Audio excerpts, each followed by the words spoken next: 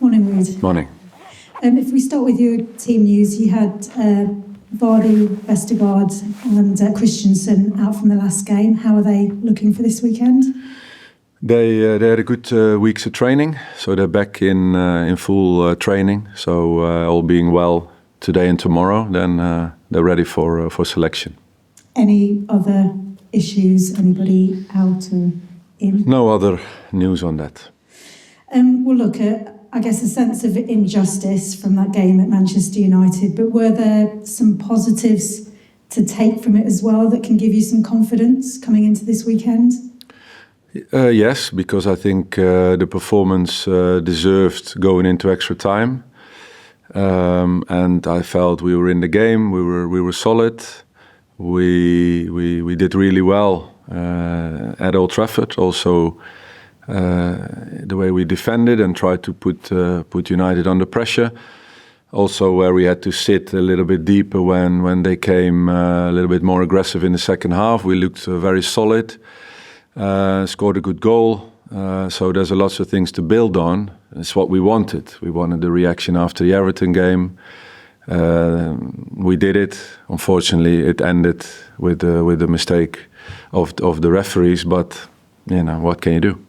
How much more will you need this weekend against this Arsenal side? What kind of performance? No, it's clear. It's clear that the difference between us and Arsenal is big. You can see that it's in the table. It's clear. A team that's fighting to win the title, that is in the Champions League. It's a big challenge for us, and for us something to look forward to. You know, to challenge, to be and perform the best possible way possible for us, and like I said, to continue building on the last performance as well against United. So the lads showed that they're capable. As a player at United, there was a huge rivalry with Arsenal. Is that a rivalry that stays with you? No, not really.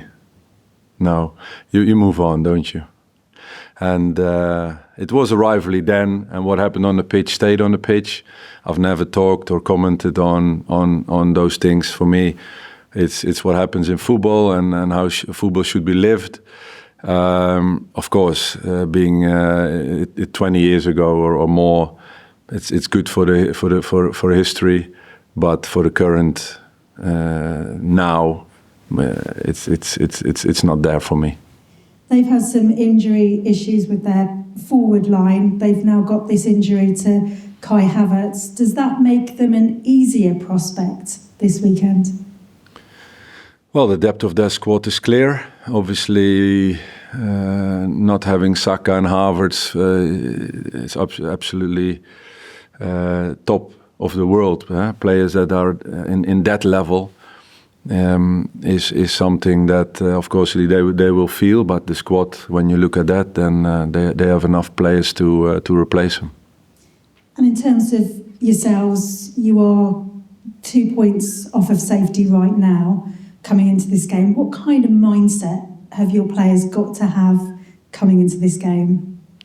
The game-for-game mindset, that's for sure. I mean, performance, maximum preparation within the training week, the highest standards that require the preparation for every game we're going to play, and then perform at our best. And then it's up to how you manage the games. You know, of course, we know we have to score. We have to score more. We have to concede less, and it's the most basic evaluation of our performances, and that's why the differences are made in both boxes. So it's our challenge to live up to that. And 14 games to go in the Premier League. Is it a case that your players have just got to hold their nerve? No, you have to prepare every day. You're not going to sit at home nervous all day. You have to work. You have to invest in making things happen for yourself. And then when game day comes, you have to perform at the best possible way as an individual and as a team. And collectively, we have to be all 100% to be able to win games and get out of the situation, and that's by working. Thank you. All the You're best.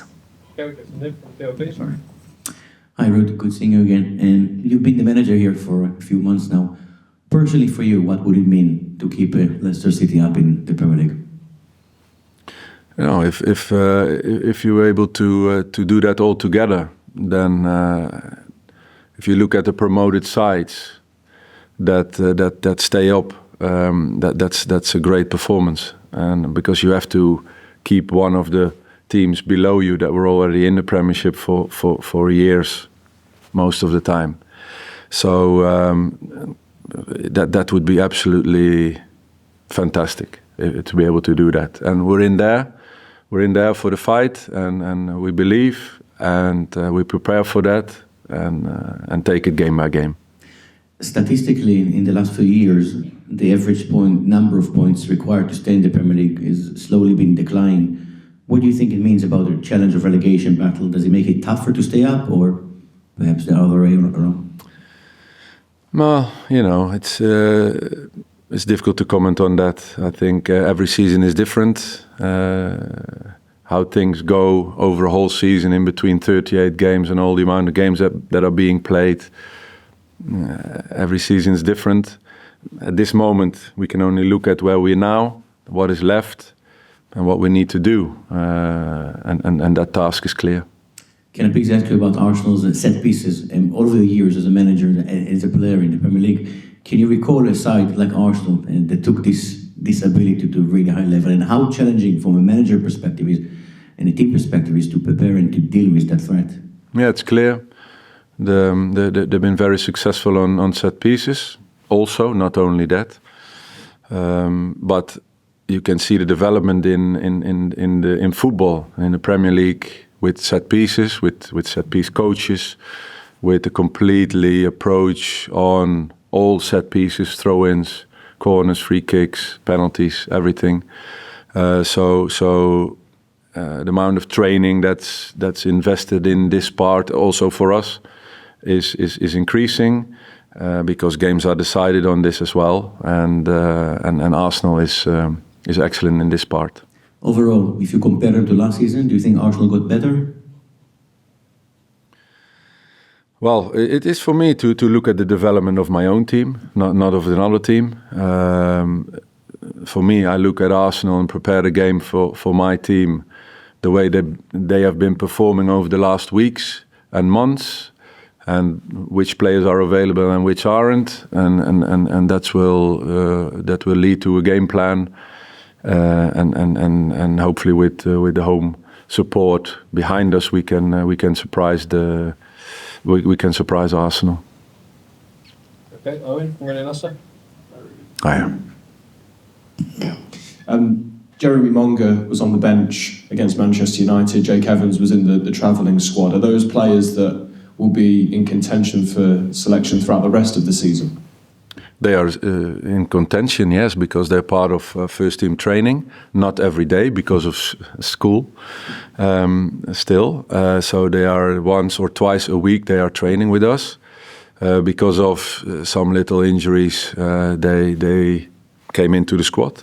It's clear.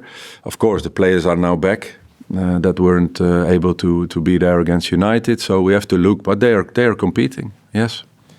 Kirsty mentioned 14 games to go. How do you manage this end part of the season with your players, with the games quickly, it seems, ticking down?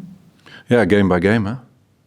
So it's clear that the preparation and the standards every day that are required to prepare and become better as individuals and as a team, they have to be the highest possible every day, and leading into the matches and perform there to the maximum of our capabilities, game by game, and that's the focus, and it will bring us to the end of the season. You were also asked about the points total in the Premier League, which has declined over the years. Every season is different, as you said, but have you identified a points total that you think will keep this club in the Premier League this season? Well, the one who can look in the future and tell me that is can always ring me. Wilfred Ndidi's return against Manchester United gave you that extra physicality in the midfield. I wonder for you how important an attribute that is to have back in your team, that extra physicality in these final stretch of the season now. I think if you define Wilf as only physicality, I think you do him short. I think first it starts with the character of the person, which is excellent. Second is leadership within this team.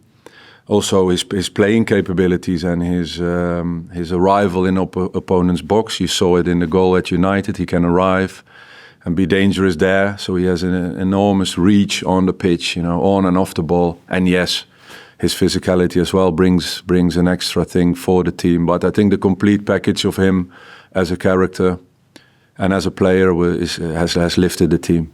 On the physicality point, though, is that something that Wilf can inspire in other players in this team because of the way that he plays and those leadership capabilities? And is it something that you could do maybe with more of heading into the final part of the season? No, it's important that in certain phases of the game that we have to be physical. That is clear, and I think with Soumaré and Wilf, we have a strong midfield that we played against United, but we have other types as well, and it depends on games what we're going to need.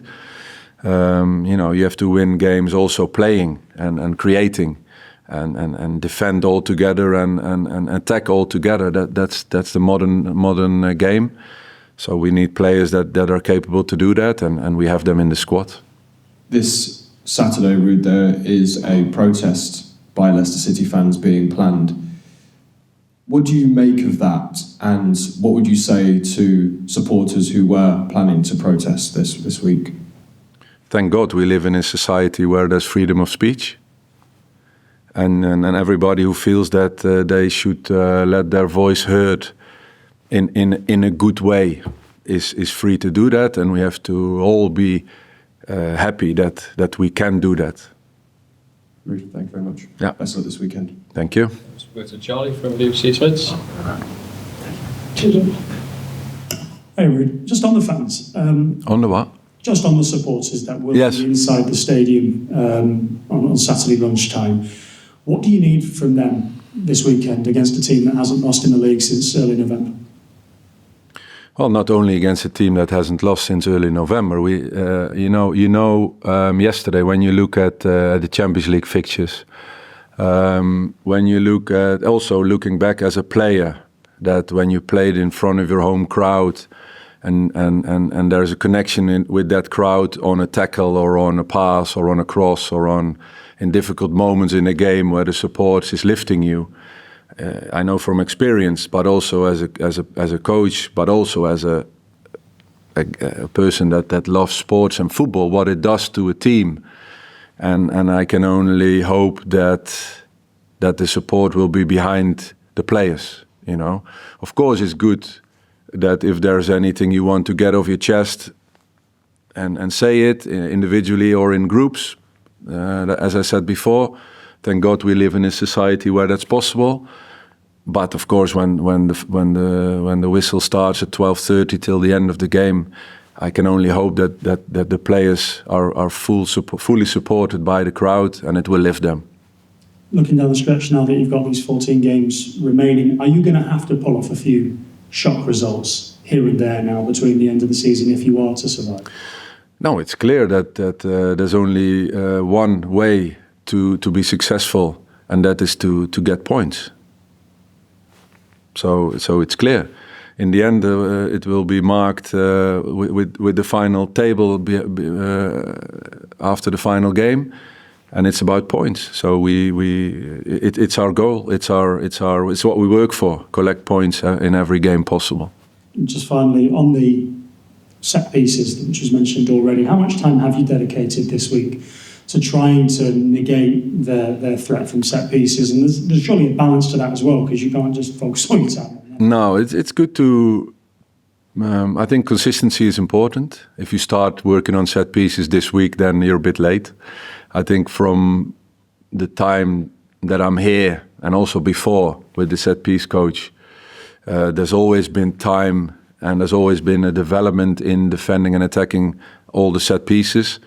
So it's a development constantly, and every week within the training schedule there's a certain amount of time dedicated to that, which is normal in our weekly program. Of course, you emphasize on an opponent, what they do, what do we do against it, but it's what you do every week. Appreciate your time. Good luck. Thank you. So we'll finish with Mark from ITV. Thank you. Hi, Ruud. Good to see you. You mentioned consistency there. I'm just wondering, have you seen enough progress in your players since you came in here to be happy? No, of course, you look at progress. We speak about it a lot. I think it's not the time now to go through 14 games and how it all went and all the progress, but you can see over the last... From the last 3 games, you can see the Spurs away game and the United game against tough opponents. There were good performances. There was an away win after a comeback. Of course, at Everton, we know we said that it wasn't good enough. We are better than that, and that's what we wanted to show against United, and we did.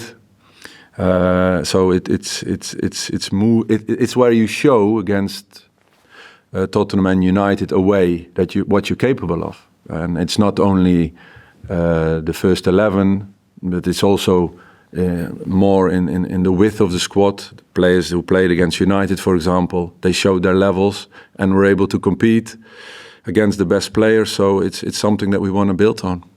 Is it difficult, though, to put in a good performance but not see any reward for it?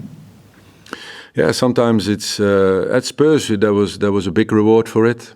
3 points away from home. That brings us that brought us further.